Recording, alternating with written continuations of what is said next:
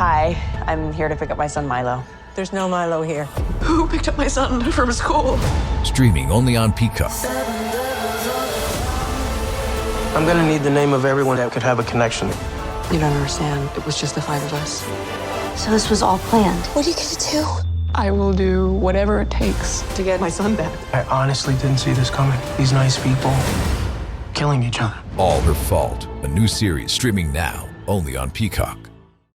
Did you know that parents rank teaching financial literacy as the toughest life skill? That's where Greenlight comes in, the debit card and money app made for families. With Greenlight, you can send money quickly, set up chores, automate allowance, and track spending with real-time notifications. Kids learn how to earn, save, and spend responsibly, while parents have peace of mind knowing smart money habits are being built. Try Greenlight risk-free today at greenlight.com/Spotify. Non-binary listeners, ladies and gentlemen, heroes and heroines, crooks and crookie, and Sting, the singer, not the sword. The audio performance you are about to enjoy discusses casinos and gambling. We do not recommend gambling with money you cannot afford to lose or that is needed to pay bills. If you have a gambling problem, contact your problem gambling hotline.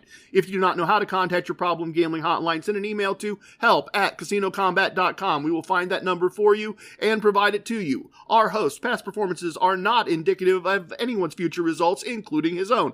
All materials presented here are based on actual facts. Names and dates are changed to protect the innocent and the guilty. Some events unrelated to outcomes may be omitted in the interest of brevity and clarity.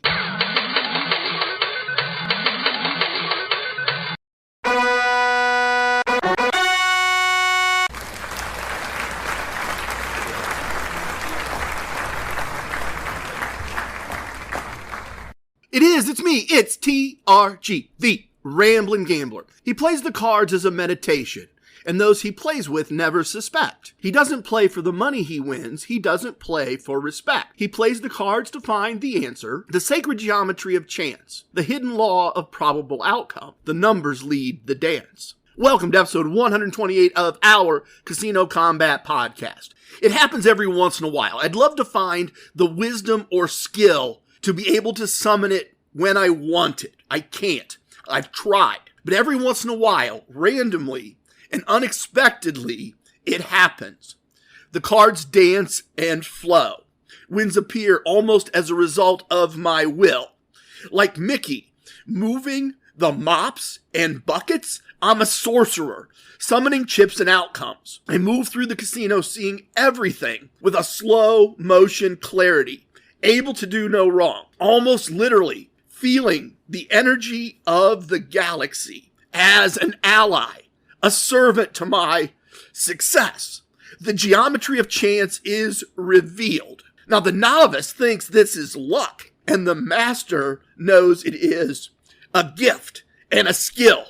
And then it's gone, vanished, and I'm a mere mortal again, doomed to failure and struggle. I had one of those days last week. Actually, I had both of those days last week. A day of struggle and failure, and a day where I fell into wizard mode and had wonderful success. I'll make no apologies for my humble efforts to wax poetic. But there's an idea there that I wanted to capture. I sometimes hear from some of you about the struggle, about the days things have gone wrong, the days where nothing works, the I can't do this days, the he's full of crap days. Those happen to me too.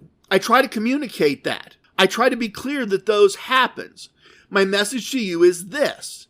If you set up your bankroll correctly, if you are playing at a level you can afford, just carry on. Those days of wizardry will happen as well. In my experience, they more than offset the losing days. Revel in it. Don't feel like it's luck. Enjoy those moments where you're the wizard. Enjoy those moments where nothing goes wrong. You double the 11, you get a 3, the dealer has a 10, and they still bust. You double and you get the perfect card and beat the dealer by just 1. Not the day where you throw the dice and they hit the chips and Big Red comes and you're sunk, but the days where you make a crappy toss, the dice don't go the direction you want, they hit the chips, and you make your point. Those days where it goes right, those days where you are the wizard. Okay, sorry for that bit of rambling. It's just been on my mind a bit. If this is your first time I am truly sorry about that. I generally keep stuff like that to a minimum. In general, this is a facts and numbers based podcast that teaches people how to win the game of casino gambling. I just spend a good bit of time thinking about the nature of gambling, and that was on my mind. Everything else today will be practical and useful. I hope so. I think so. Who knows? At least I intend it to be. That's the goal. If this is in fact your first time with us and you find this at all interesting, please visit thecasinoscombat.com with a website. Like the podcast title, combat is spelled with a K. Check out the blog posts. Check out the Fred section for downloadable resources. All of the places you can listen are available on the website. Our social media links are there. Our YouTube channel link is there. It is a great place to get up to speed on what this podcast and our squad are all about. What should we talk about today? I've got some squad items to tell you about, but let's do the battle plan first. Same Bet, YouTube star, and founding member of the Excelsior Brigade, recently posted something in our Facebook group, the Casino Combat Squad, that I wanted to share with all of you and respond to. So we will do a Questions My Sons Ask segment and talk through that for just a little bit. After that, I'm going to do a Core Koncepts segment and discuss exits and regrouping when playing TRG2 Always Be Grindin' or TRG4 Win More, Keep More. These are advanced, experience-based, unquantifiable techniques, and I feel like perhaps I've neglected to explore them for that reason. After that, we will do a results segment and talk through the good and bad portions of a couple of weeks of play.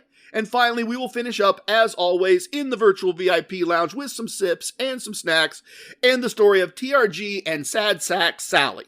A truly unhappy story, but one that illustrates the importance of that difficult and sometimes elusive winning mindset that I've been trying to highlight for all of you. Before we jump into all of that, I have updates about the squad from around the Casino Combat Galaxy. We have a new member of the Excelsior Brigade. Another squad mate has decided to play the game and figure out the real-world name of my home casino, Casino 2. Thank you and welcome to the newest member of the Excelsior Brigade, the Wisco Kid. Glad you have joined us. Glad you are here, TWK. Welcome, welcome, welcome. The other thing that I thought might be interesting was to share with you how much our squad has grown over the years.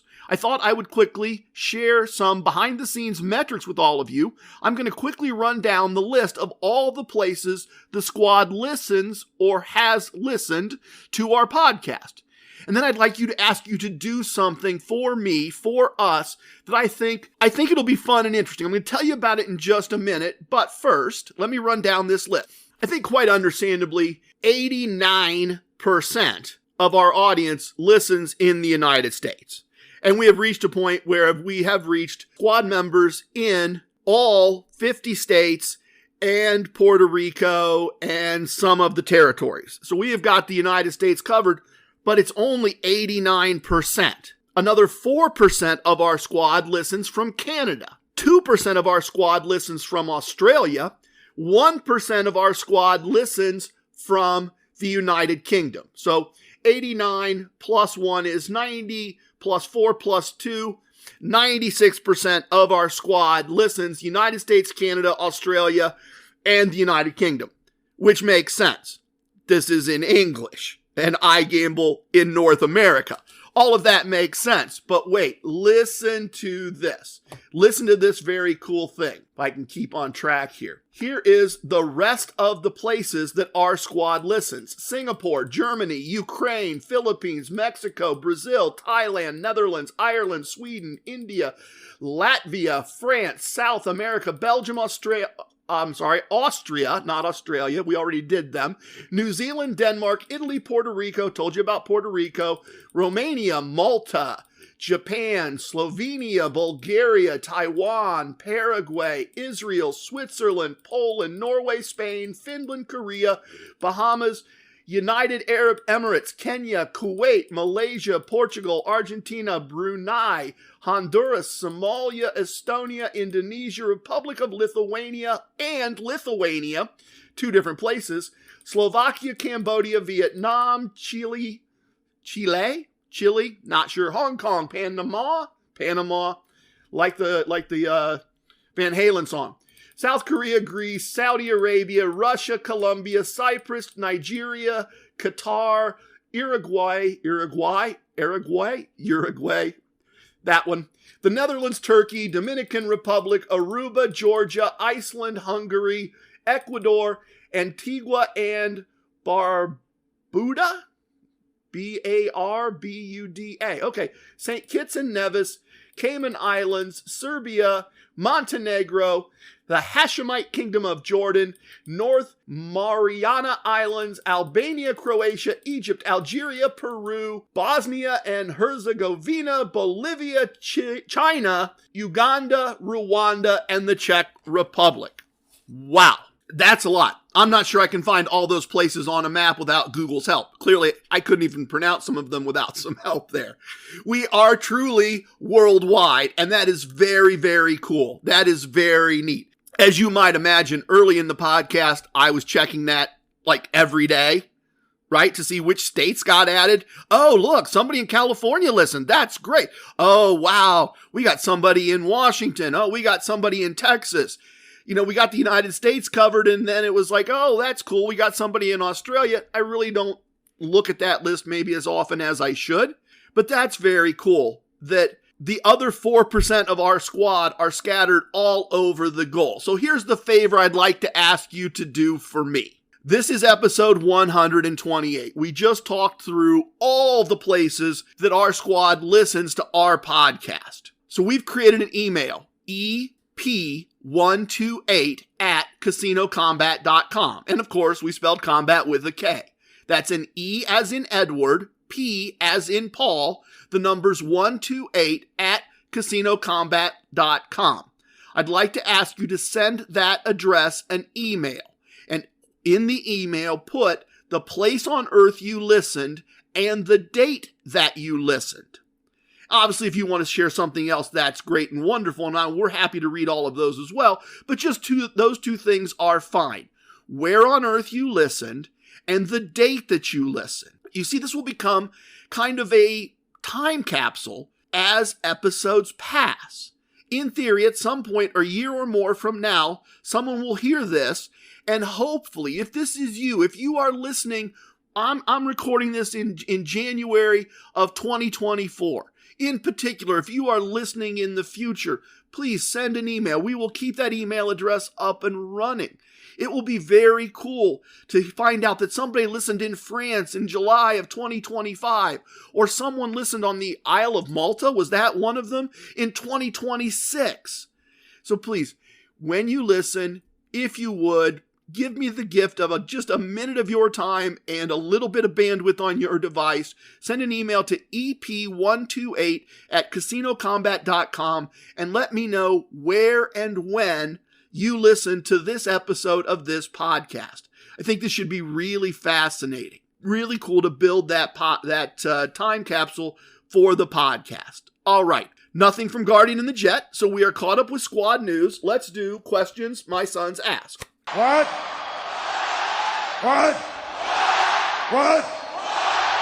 Not only do my sons occasionally ask questions about gambling, but squad mates post questions about gambling in the Casino Combat Squad Facebook group. And recently, the founding member of the Excelsior Brigade, host of the wildly popular YouTube channel of the same name, Same Bet, posted a question and some information about some gambling he did. And I'm paraphrasing, I'm not reading.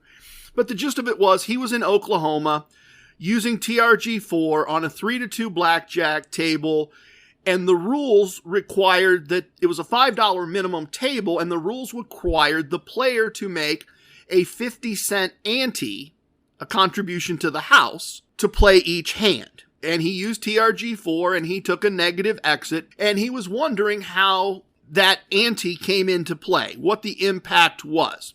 Now, I thought that was really interesting because I've never seen a table or played at a table with a rule set like that. And so I got thinking about it a little bit, and I got thinking about it in terms of what does that do to the math of the house advantage? So if we're playing $5 hands, and now we're working in the realm of the theoretical, we're working in the realm of math. I understand that if you're playing TRG 4, you are not always going to be making the minimum $5 bet. I get that. But let's just work through the math here. Not the math of the strategy, but the math of the house's advantage. Depending on the exact rules, what the house does or does not do on soft 17, how many times the house allows you to split, what hands they allow you to double, what hands they allow you to double after split, what action, if any, they allow you after after you get 2 aces and you split them, what you're allowed to do. The house advantage on blackjack can range from, if you play basic strategy, always there, if you play basic strategy correctly, the house's advantage is going to vary from about 0.26 to 0.44%.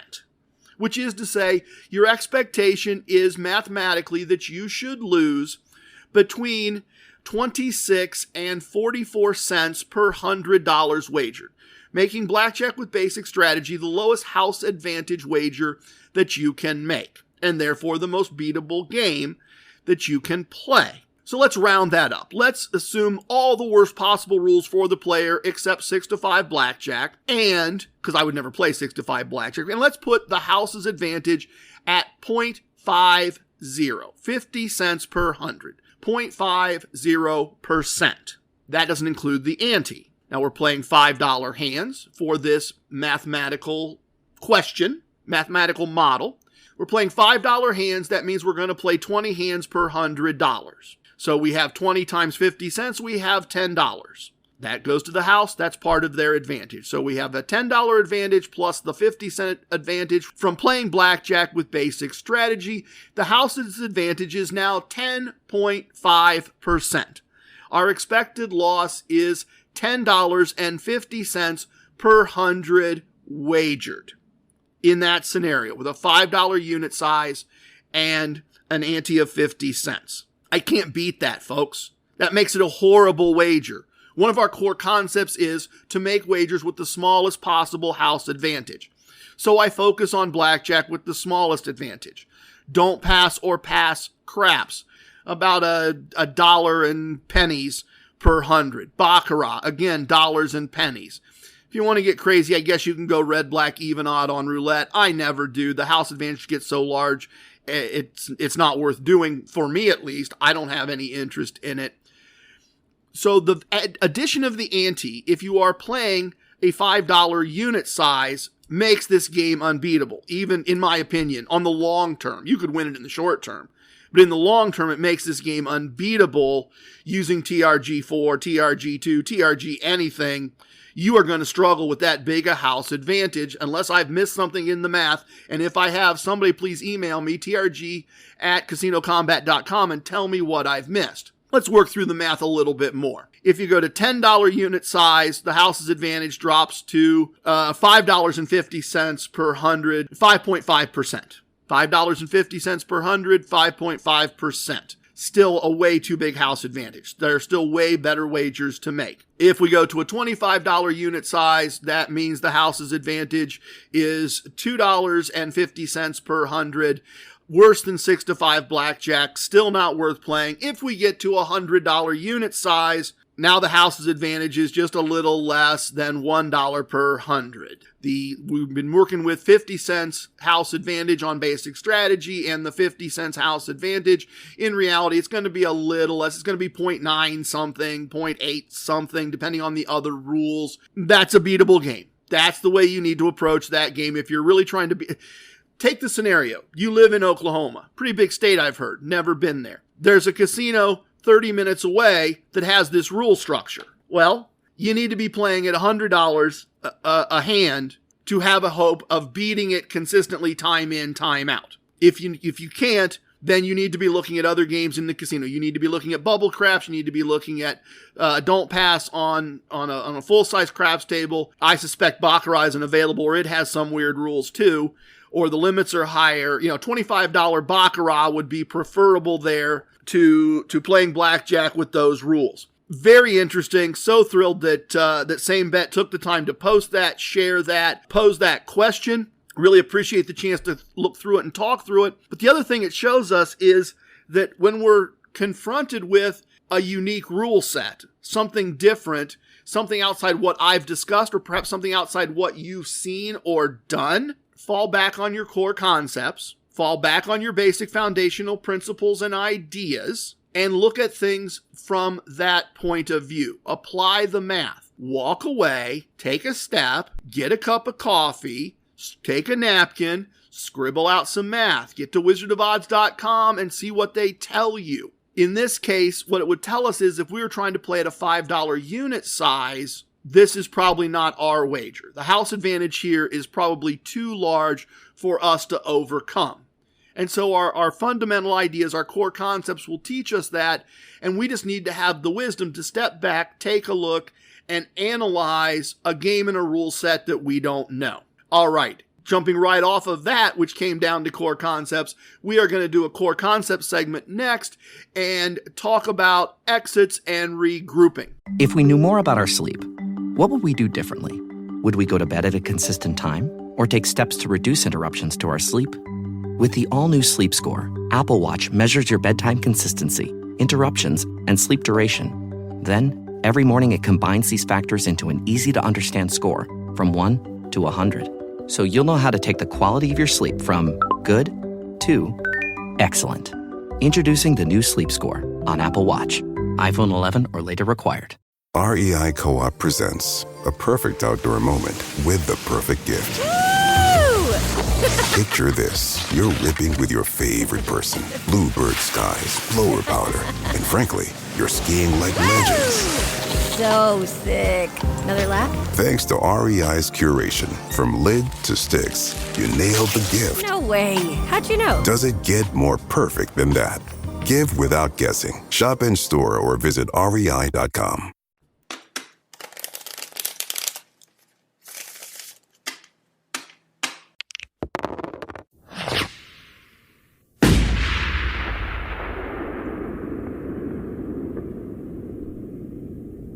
The core concepts of casino combat are the foundational principles, the items that I think are fundamental to having success at winning the game of casino gambling. I ran through them early in the podcast. I've written blog posts about them. I have done a playlist on the YouTube channel called Boot Camp, spelled with a K, where I teach all of them individually in short 10 or 15 minute lessons. If you are not familiar, if you cannot write them down, if you could not sit down with me at a table and have a coffee, not a gambling table, a normal table, and have a coffee and explain them to me as if I didn't understand them and didn't know them, I encourage you to learn them. I encourage them to make them. If you're serious about this, if you are actually serious about winning the game of casino gambling, you ought to be able to explain the core concepts to somebody. And I'm not going to explain them today, and I'm not going to go through them all today. For many of you, it is repetition of stuff you already know. I once had a conversation with a professional gambler who charged other people money to learn what he knew. And we were talking about the fact that someone we both knew had done the things that he teaches and had a series of losses and was looking for help. Was looking for understanding of what went wrong. And the professional gambler said to me, I don't know what else I can do. I gave him all the materials. We're all big boys here. It happens. Not my problem. He's just got to figure it out. And in that moment, I thought, well, you cold-hearted, callous SOB. You charged this guy money on the premise that you could teach him. It didn't work. And yeah, we're all big boys, but why not try to break that down and help? And how does that relate to all of this?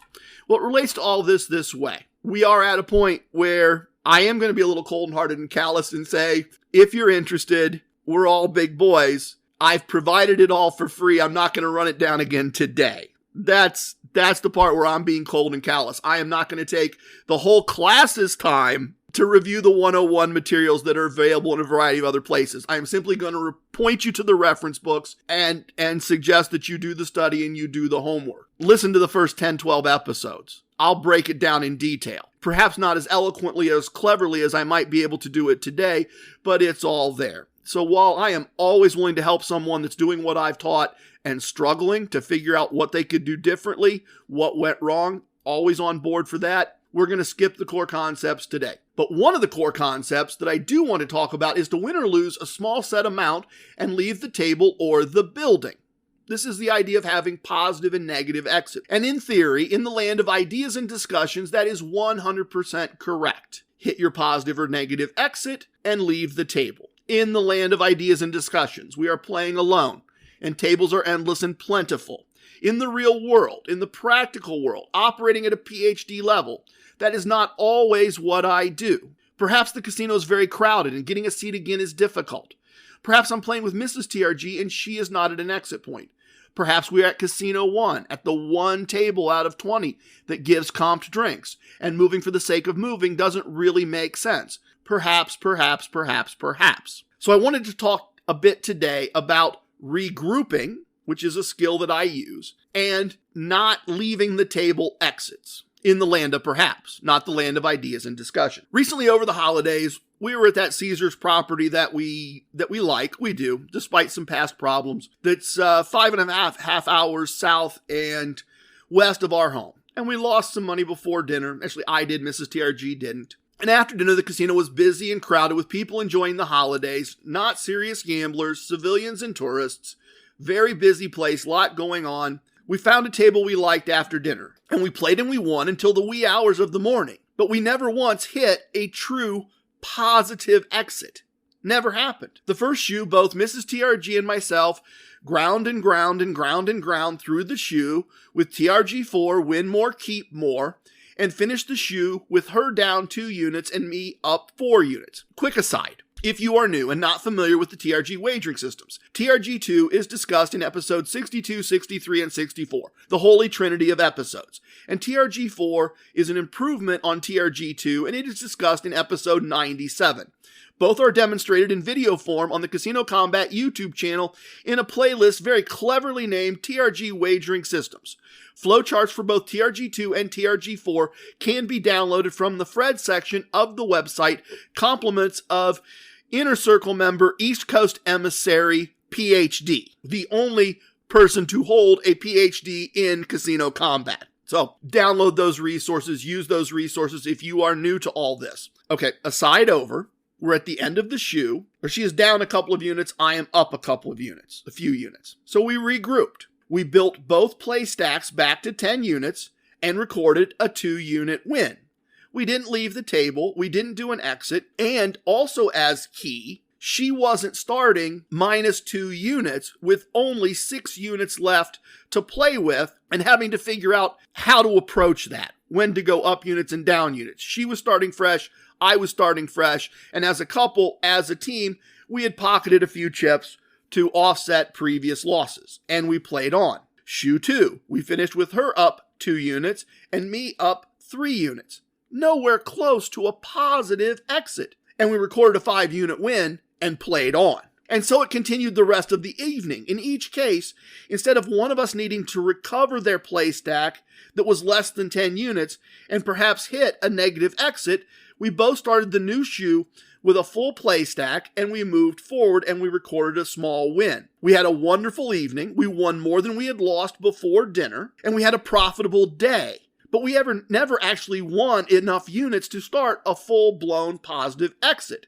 And we never started a shoe needing to make a comeback and recover from a partial loss of our win stack. Likewise, when I'm playing alone on a normal day at my local casino, sometimes during the week there are only 4 tables, a total of 20 seats available. Sometimes that is further reduced because there is a dealer or a player that I know from experience I would rather not play with, just from a personality point of view. Just not superstition, not I can't win against that dealer, just their style, their approach. I just prefer not to play with them. And that's not a reflection on their skills or abilities, just not everybody likes everybody, and that's fine. In a perfect world, at my local casino, I find a spot, I play for 30 minutes, I hit a positive exit, do a 3-chip exit, and leave with more than a day's pay. Simple, easy, done. But in a less than perfect world, I take a negative exit on the first table, take a break, look at the Buddha statue because we don't have a fountain, get a beverage, talk to some friends, find another seat. It's a struggle. I put a unit in the win stack, then drop down a few units in the play stack and struggle back to a full play stack and add a unit to the win stack, but then I start losing again and recovering again. And I get to the end of the stack and I got a play stack at -4 and a win stack at 6. That's not a positive exit. and coming back with 4 units gone from my play stack is doable, happens a lot, less than ideal. So while the cards are shuffled, I record a 2-unit win and start over with a play stack of 10. I've regrouped. I've taken that moment and used it and said, okay, I won a little, let's start over fresh. In situations like this, I treat the end of a shoe as a mini break.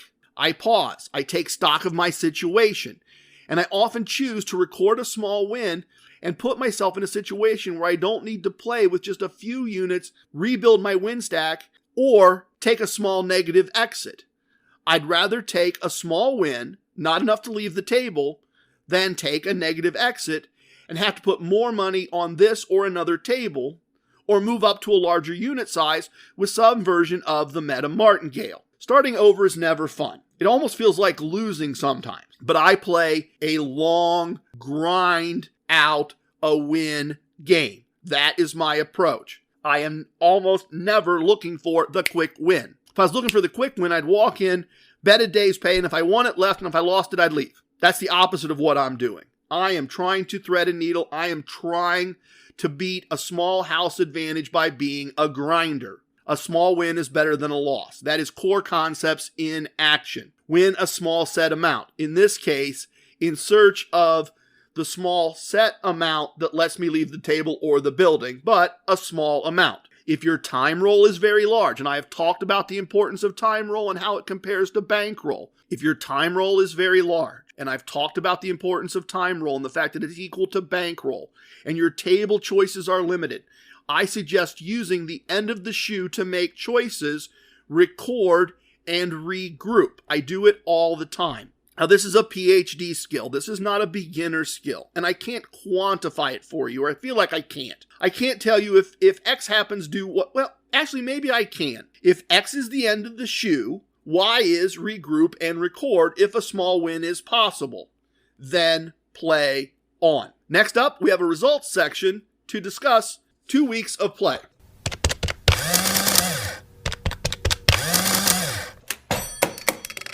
Our results this episode are pretty straightforward. I didn't do any travel. I didn't go anywhere.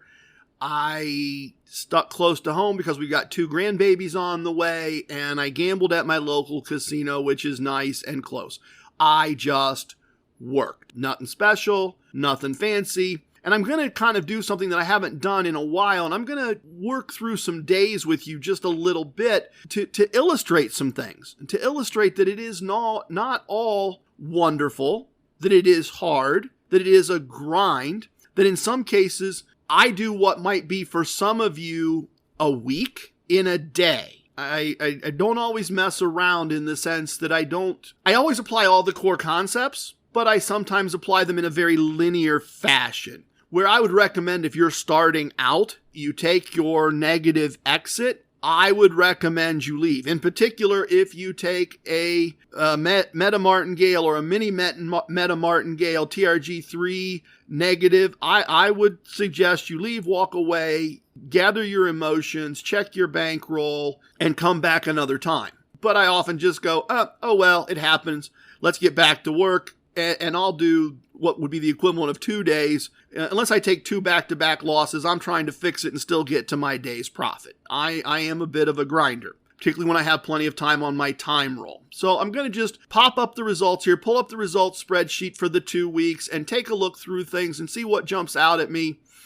The first thing I notice is that on January 2nd, Mrs. TRG went to the casino with me, made it kind of a little quick date, quick chance to have some fun. And we found this really weird slot machine. Really weird, and haven't seen one like it.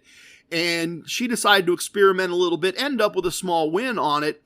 But it didn't have reels that spun. It didn't have a LCD screen, a video screen, pretending to be reels. It just had boxes with bows. And you could pick how much you were wagering, and then when you hit the button, it was picking a box at random. And that box would kind of have an animation of it popping open and some confetti, and it would show you how much you won. Sometimes it would be 0. Sometimes it would be a good bit more than 0. But that was it. That was the whole game. Box pops, you get money.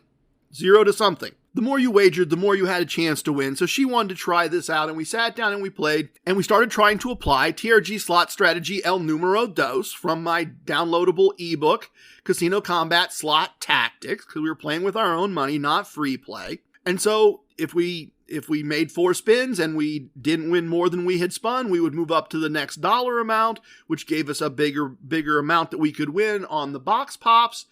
And eventually, we popped boxes enough to have a 10% win, and we wrapped things up and recorded that small win and went about the process of playing blackjack. But just a really, really unique game. I mean, almost like if you were at a carnival and they had all these boxes laid out, and they said, here, give us $1, take a box. And you took the box and there was money inside. Nothing more to it than that. No bonus rounds, no anything that we could find. I wouldn't necessarily say it was fun. I mean, slot machines are fun in the sense that anything can happen, and I guess in this one, anything could have happened. We could have opened a box with thousands of dollars in it, but there wasn't a lot of suspense. Box popped, a little bit of art cartoon confetti, here's your dollar amount, pick another box. And anytime, the boxes were constantly reappearing and shuffling, but there was none of that suspense of, am I going to get the third symbol? Am I going to get the bonus round? Am I going to get this? But beatable using TRG slot strategy El Numero Dos, at least the one time that we tried it. Okay, so let's look here. Let's look down. What else do we have here? Okay, here's an example of making adjustments to my exits based on previous outcomes. So played a blackjack table, had a win of just a little bit more than a day's pay. And I've been playing craps to practice throwing dice, because I don't have a way at home to really practice. I don't want to make a practice rig, which is a box to throw into. I want to put in a full-size craps table, and I haven't yet found one and committed to one. I've been setting aside some money. We'll see if that happens. I'd like for it to. But since I didn't do that, I've just been playing and practicing at a minimum table in my local casino. And in this case, I took a loss at my craps play, and that put me at less than a day's pay for the day. Now, I could have left. I decided instead to just set my negative or my positive exit number. And admittedly, this is risking a lot to win a little, but I just set my positive exit number at 6 units and didn't do a 3-chip exit. Hit my 6, walked away, had more than a day's pay. Instead of being right at a day's pay, which I was with the first blackjack table, I was at a day and a third-ish. I was at more than a day's pay. I had plenty of time still on my time roll, but I walked out the door and I was done. Quick, easy, relatively speaking, spent some time at the dice table. But once again, that's that idea of saying, okay, in this case, I only need to make this smaller amount to be happy with things. Winning 1 is easier than winning infinity. I set the number closer to 1. As soon as it happened, I got up, I was done, I had my day's pay. January 3rd. Oh, all right, so this was an interesting day. I spent some time at the beginning of January being sick, not my first choice, nothing serious, just upper respiratory. My voice sounded horrible. It's so horrible we delayed some episodes because I just really didn't sound good. Even did an episode where I didn't sound great. Not a great day to start off with. I didn't feel well. I'm loaded up with Dayquil. I'm going to work, and even at one point my wife said to me, why are you going? You're sick. And I said, if customer A needed me, I'd go to work, even though I feel bad. If customer B needed me, I'd go to work, even though I feel bad. I'm going to work, even though I feel bad. First blackjack table's a loss, and a mini meta martingale at loss at that. So multiple days pay gone. Not the way I wanted to start. Wanted to get in and get out. Went and did my obligatory craps practice. Had a small craps win. Took another blackjack loss. Certainly would have been reasonable to exit at that point. I would have taken a small loss, not unrecoverable. But I had enough money in my bankroll and enough time in my time roll to try one more table. And I will admit I used a technique I haven't taught you yet. And I've made a note here and a note to T-Rex that I'm going to talk about it soon. Used a technique I haven't yet talked about. It's kind of playing top down instead of bottom up. And as I'm doing that, wizard mode hit. That thing I was talking about in the show open, where the cards and numbers just dance. I feel like I'm controlling everything, and it just went my way. And not in the unicorn sense, in the sense of it just goes your way and the table runs, but I played and won and checked the math and took breaks and played and won and checked the math and took breaks and went, oh, wow, I'm almost close to even again. I'm almost back to where I started. Okay, let's play another table. And I checked with Mrs. TRG, and she was doing other things, charity work, and with the grandkids after that, and I just kept playing. I played as if I was on vacation because everything went my way. Now notice, there was a loss, a serious loss, a little small craps win, a serious loss, and then wizard mode kicked in. Then I could do no wrong. I finished with a winning day. I finished with a solid more than a day's pay win. If this was happening to you over a period of time, you'd have had a losing day, maybe won a little money on craps on your way out if craps was part of your portfolio, had another losing day, perhaps thought I was an idiot, perhaps thought none of this works, and then had 5 good days, or 6 good days, or whatever, 6 good days. And you'd have been positive for that whole section, but it wouldn't have seemed like you had a winning day. It would have been rough for the first couple days. And the next day is as interesting, if not more interesting. Started with a blackjack loss, but a small one. Had a slot win that's significant for slot wins, but not significant overall. Had a small blackjack win, left because I didn't like the people at the table. And then I had a craps win. I made some money betting on the don't with TRG4 and other shooters. I made a ton of money on myself with a roll of about 40 minutes, making place bets, hitting points, made a lot of money. Stick went on break and came back, and I still had the dice. I managed the emotions of other people doing really stupid stuff. I had a nice long roll, and I made enough money on myself to end the day with a day's pay, a little more than a day's pay, after a rough start. This is the idea that we talked about recently of a portfolio of play, not having all your eggs in one basket. I had a little small blackjack win, but not nearly enough to offset the loss that I started with. I had a small slot win, but even in combination, not enough with the blackjack win to offset, the starting loss. And then craps just went my way. And even better, craps went my way with the dice in my hand. And that felt really good. That's one of the best tosses I've had since I started doing this again, honestly. Since I went away from bubble craps and started to actually see if I could become good at throwing dice and good at reading other people at the table. Portfolio of play. The next day, I love days like this, and I wanted to share this day with you because I went in, I got a gift. Somebody in the it was an iron, and my oldest son needs an iron for his Airbnb. Somebody used one to scramble eggs or something stupid, and he had to replace it. But I got a gift, played some free slot play, won some money, won more than a day's pay at the first table, walked out the door, and I made this note. I live a blessed life. And that's very true.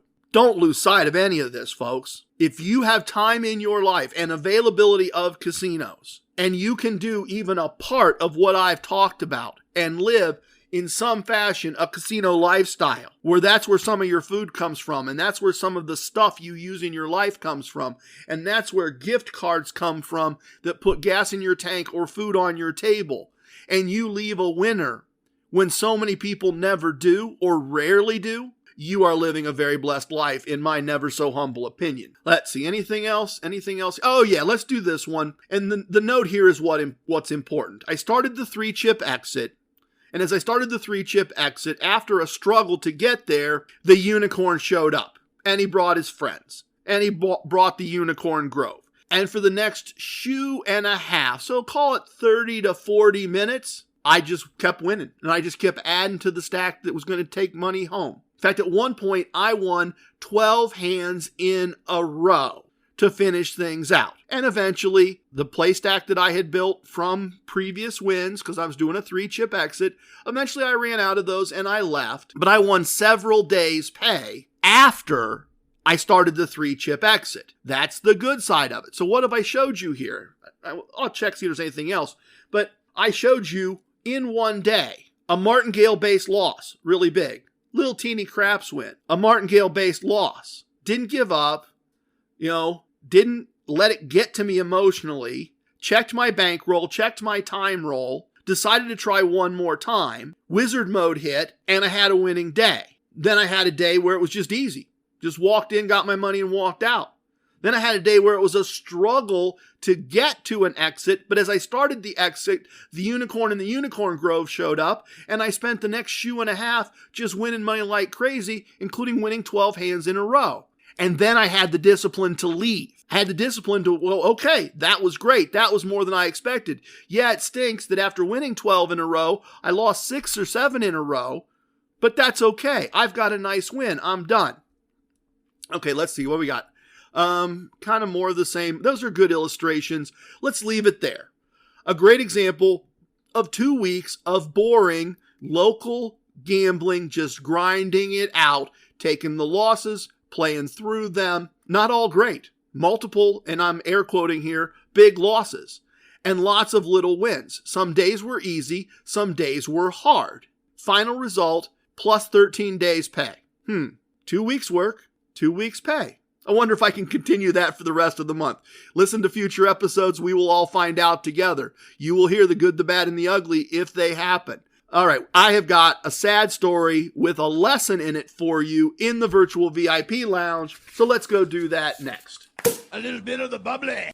Welcome to the most must-listen-to segment in casino podcasting, the virtual VIP lounge, and our lounge is open, and we have the best virtual everything virtually all the time. The best virtual food and drinks served anywhere in any virtual VIP lounge in any part of the interwebs, guaranteed or your money back. As always, if you can, press pause, pour yourself something, fix a plate. It's early here. I've got stuff to do once I send this off to edit. I'll be honest. I've got a glass of still water here, and Mrs. TRG just dropped off a turkey sandwich. So I'm going to have some sips with you today. If you're at a point in your day where you can have an adult beverage, certainly do that. VIP lounges are a great place to have a drink and talk with friends and swap stories, and I have got a story for you today. This is the story of TRG and Sad Sack Sally. Now, I see Sad Sack Sally, or S Cubed, multiple times a week. I'm not sure I've ever seen her leave a table as a winner. Doesn't mean anything, doesn't mean that it doesn't happen, and I missed it. I just rarely see her win. I do not see her play with a great deal of skill or ability. I sometimes wonder why she keeps coming back, and maybe she has some side bets hit a bunch and she has wins and I'm not seeing them. I don't know her bankroll and I don't know her books. But on this particular day, I joined her at a table and she's playing by herself and it's the middle of the shoe and she is commenting to the dealer as I walk up and she's saying, but I want to play. So I got to do what I got to do, I guess. I want to play, which I would then remark, you got to want the win more than you want the action, and it sounds like she just wants the action. Again, I don't know all the details. We are joining this episode from her life in progress, right? Her story, this is ongoing, and I'm catching up in the middle of the episode. So I ask if I can join to have proper etiquette, and she says sure. She's just losing anyway, and she puts a single green chip on the blackjack bet and a single red chip on the side bet. Her wagers will at this point no longer be part of the story of TRG and Sad Sack Sally because she makes the same bet every time for the rest of the story.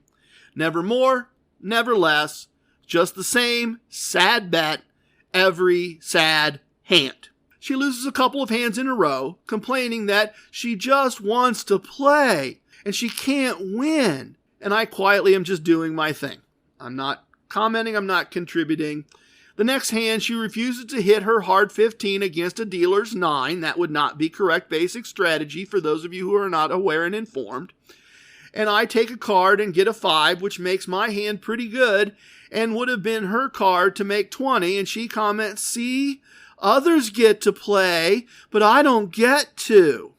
Didn't figure it out. Could not make sense of it, but I listened and came to share. And the dealer breaks her hands. She, despite the fact that she just won, comments, that's it. That's enough. Just so you know, I'm not hitting my hands anymore. I don't get to play like everyone else. I can't take cards and win. This makes no sense to me, but I smile and say, it's fine. No big deal. I'm not going to be upset with whatever you do. It's not going to matter to me. And somehow this was the wrong answer because she repeats, fine, I don't care. I'm not taking any more cards. I just want to play, but I can't. When I take cards, I lose. I don't get to play like everyone else. And she stuck to it. She did. She did not take any more cards on any hand, regardless of what the hand was. Each hand she made the same bet. Each hand she whined and complained and waved away any additional cards in disgust. Annoyed, angry, waving her hands in the air emphatically, and complaining and whining. At one point, she even stood on a 3 and a 5, a total of 8, against a dealer's 5. She has 8. She can't take a card and have bad things happen. But she's not allowed to take cards. She's not allowed to play like everyone else. She is not allowed to have fun. She just wants to play, but she can't. And then she complained when she lost that she always loses. Dealer had 5, you had 8, you didn't take a card, and you always lose? Well, maybe. As her piles of chips got smaller and smaller, I began a 3-chip exit and began adding to my win stack. In fact, at one point, I split aces against a dealer's 9, as basic strategy requires, and I got a 3 on the first hand and a 2 on the second hand for a total of 14 and 13, and I'm not allowed to take any more cards, and I won both hands when the dealer had a 4 under for 13 and busted. Things are going fine. I'm not complaining. I'm also not celebrating because I don't want to make her feel any worse than she is obviously already feeling. And eventually I ran out of chips in my keep playing stack and left the table with just less than 2 days' pay. As she remarked that, well, at least someone is winning. Someone was allowed to play. I walked by later after chatting with some friends. I was on my way out the door. There's no reason to play anymore. And she was pulling out another $200 to buy more chips. I think we can draw some conclusions there. Our casino wisdoms teach us to have a winning mindset or don't gamble. I've been actively looking for ways to demonstrate that to all of you, to highlight mindset, to highlight having a winning mindset or not playing. I've been trying to find some illustrations for those. I've been trying to find some techniques for that for all of you. Sad Sack Sally is an excellent illustration of what not to do. She is feeling so sorry for herself that she was making herself lose, almost on purpose. Everything was negative. Everything was, I can't win. Everything was beyond that to weird. I'm not even allowed to play. No wager changes. No effort. Increasing the house's advantage by not playing basic strategy. Just poor me, poor me, poor me. Everyone hates me. I can't win. I'm not allowed to play. Look, if you find yourself mentally starting down that road, walk away. Remember our casino wisdoms. Don't gamble. Please. Don't walk away. Walk away. Heck, don't walk away. Run away. Run for the door. Regroup. Consider if you want to do this again for a while. Take a break from the casino if you need to. If you get to that place, get out. Run. Don't be Sad Sack Sally. Please tip your waitresses, tip your bartenders, tip your dealers. If you have a host, tip your host. Don't tip away your wins. Another important casino wisdom to remember. Please, again, if you listened to this episode, would you contribute to the time capsule? Send an email to EP128 at casinocombat.com and share where on the globe and when you listened to this episode. I think it will be fascinating data over time. Fascinating things to see and learn. I have spoken. Everything you heard here is true from a certain point of view. In 10 years, we may find out I was wrong about all of this. It's time for leaving, and I hope you understand I was born a rambling man. Love it, hate it, it don't matter. Please share with your family and friends. Goodbye, everyone. Thank you so much for listening. Thank you for the gift of your time. The best part of the podcast is next, the Casino Combat Blues.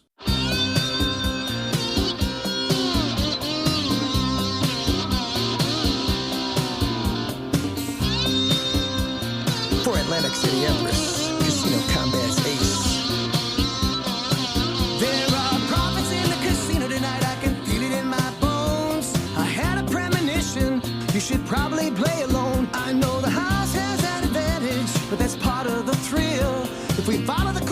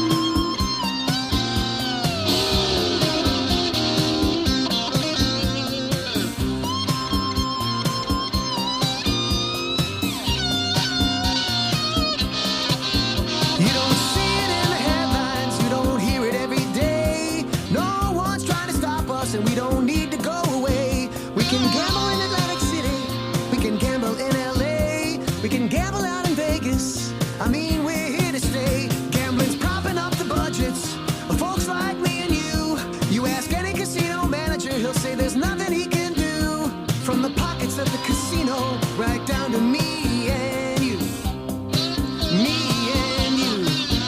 It's a winning proposition and one you shouldn't refuse. It's just the Core Koncepts, the Casino Combat Blues.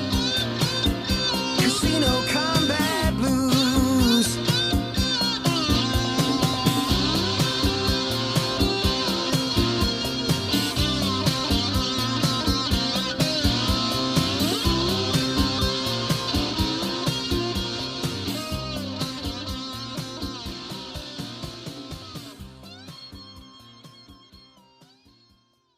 Hey, Ryan Reynolds here from Mint Mobile. Now, I don't know if you've heard, but Mint's premium wireless is $15 a month.